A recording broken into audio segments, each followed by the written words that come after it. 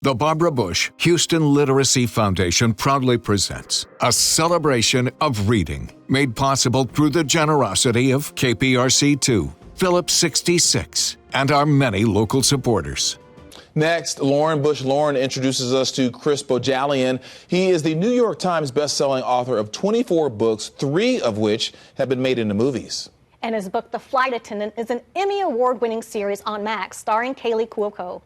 Chris Bohjalian's latest book, The Princess of Las Vegas, was released in March.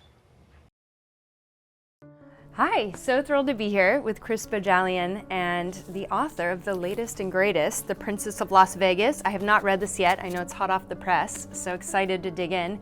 Let's start there. Tell us about your new book. The Princess of Las Vegas is about 2 sisters, damaged, wounded, but incredibly strong.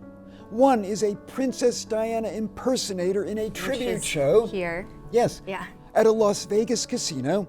And so while it is set in Vegas, that fiery meteorite that shoots across the night sky for all of us, and while it has crime and casinos and a couple of corpses, fundamentally for me it's always a book about family and sisters, and is a city, even one as big as Las Vegas, big enough for these 2 sisters and all the trauma they've endured. I view The Princess of Las Vegas almost as the TV series Hacks meets the TV series The Crown. But then I depend on my characters to take me by the hand and lead me through the dark of the story. And a book like The Princess of Las Vegas, I couldn't keep up with history. When I finished the book in early 2022, my mobsters were all Russian oligarchs. But then Putin invades Ukraine, and all of a sudden these Russian oligarch jokes didn't work. They were really falling flat. So I changed the gangsters, I changed the mob, and I think we're set. And I've got a finished book in August of 2022, and then Queen Elizabeth dies. And suddenly I need to change it again. And one of the MacGuffins in this book is cryptocurrency. Somebody wants to bring crypto to the casino floors, and well, then there's the FTX crypto scandal. Lots of current events got in the way of you completing this one, it sounds like. It did, and so that's when I made the decision. This book is set firmly in August and September of 2022, just so that history can't keep cutting my legs out from underneath me. I'm sure your editor was like, just let's finish this. Yes, Doubleday was thrilled when I put a line in the sand. August, September 2022, that's when the book is set. And how long does it take you typically to write a book? Does it vary depending on the book, or do you have a general, is it down to a science now for you? You know, I've published 24 books. My 25th comes out in March of 2025. Okay. 3 plays, close to 1 million words of newspaper columns and journalism. It still takes me about a year to write a rough draft of a book. And then maybe 6 to 9 months to edit it and get it right. The goal is to write 1,000 words every day. I don't always write 1,000 words, but that's the goal because it is, trust me, a whole lot easier to edit garbage than a blank page. Yeah. You have to start somewhere. Well, You that's do. inspiring, yeah. And so many of your books, I definitely saw The Flight Attendant and loved it, have become movies or TV series, Emmy Award winning, The Flight Attendant. So what is it like an author to work with producers and directors to turn your vision, your story, your characters, into something on the screen? I love television, and I love movies, and we are in a golden age of television. Yeah.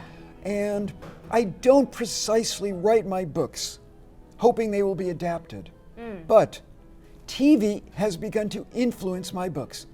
Going back to The Sopranos, Mad Men, The Americans, all of these great TV shows about dread. I love them. And my books are about dread, and so as I fell in love with streaming television, I allowed myself to lean into dread even more. And so while my books are still fundamentally about character, and can we rise to the problems before us, I have allowed TV to infiltrate my soul and what I put on the page in a big way. So I loved The Flight Attendant, I loved Midwives, Secrets of Eden, Past the Bleachers, and it would be an exaggeration to say that I work with the writers or the producers. Most of the time, my principal contribution is staying out of the way on the set in the Video Village and knowing when it is okay for me to get up from my quote-unquote director's chair and get coffee or bagels. Okay. So you are you there on set generally sometimes to help guide character development, etc., or once you hand it over to the folks making the show, it's a bit of like a trust situation and it's in their hands? That is really well put. It is a trust situation. I write the book, I turn it over to them, and they make magic. I usually visit the set a bit. It varies. The flight attendant had to stop filming because of the COVID pandemic. And when it resumed filming, they had really smart, safe COVID protocols in place. So I only visited the set during season 1. And I only visited the set when they were filming in New York. I didn't join them in Bangkok. I didn't join them in Italy. I let them work their magic because they know what they're doing. Yeah. How exciting. It is. What a thrill.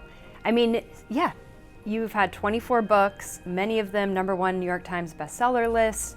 Like, did you ever think when you set out to be a writer, we were talking about your origins of that journey, that you would have such incredible success and have so many fans and readers and now viewers viewing your stories that you've dreamed of?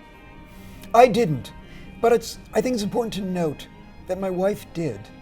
There were points in the mid-1990s, after I'd left my first career in advertising to be a full-time writer, when it looked pretty bleak. There was 1 month when my wife and I sold all of our dining room furniture so we could pay the mortgage. Wow. There was another month when we have a newborn baby and we sell all of our living room furniture so we can have health insurance. And I remember once saying to my wife, "Did you ever think we'd be okay?" And she said, "Oh, I never doubted it. I had complete faith in you." That's so that awesome. Even when I really wondered whether I was making one cataclysmically bad decision after another, the kinds of decisions that so many of my characters make in my books, really bad decisions. I love looking back and knowing that my wife never doubted me. That's awesome. Very inspiring. Thank you. Well, so nice to meet you. Thank you great for to being meet here in Houston for the celebration of reading. I know my grandmother is looking down from above and is very proud of this gathering. Oh, I am so thrilled to be here.